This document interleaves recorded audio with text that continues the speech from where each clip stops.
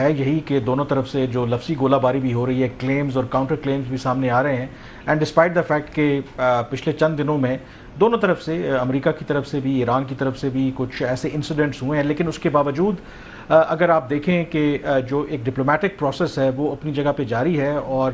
اس میں کوئی آپ کو کمی دیکھنے کو نظر نہیں آتی. جو میری اپنی انڈرسٹینڈنگ ہے، آئی تھنک اس میں جو سب سے بڑا ایشو اس وقت جو آ رہا ہے، ایک تو ایک فریم ورک کے اوپر تو بالکل اگریمنٹ ہے جو میمورینڈم آف انڈرسٹینڈنگ ہے،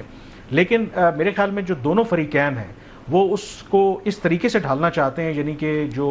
اس کی لینگویج ہے وہ اس طریقے کی ہو کہ دونوں یہ نہ لگیں کہ کسی کو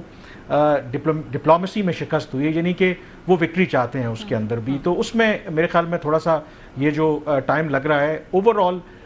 ڈسپائٹ یہ کلیمز اور کاؤنٹر کلیمز کے اگر آپ یہ دیکھیں تو کوئی ایک سائڈ یہ ابھی بھی نہیں کہہ رہی کہ جی نہیں سارا معاملہ جو ہے وہ ختم ہو گیا ہے. انفیکٹ کل بھی جب امریکی صدر ٹرمپ نے ایک لمبا چوڑا ٹروتھ سوشل کے اوپر اسٹیٹمنٹ جاری کیا اور کہا کہ اب وہ حتمی فیصلہ کرنے والے ہیں، سچویشن روم میں اپنے ایڈوائزرز کے ساتھ ملیں گے،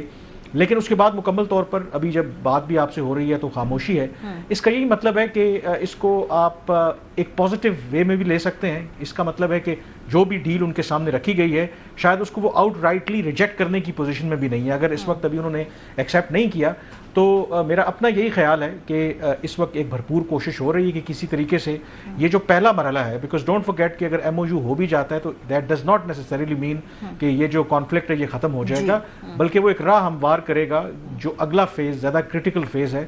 جس میں جو کرٹیکل ایشوز ہیں ان کے اوپر ڈسکشن ہونی ہے. تو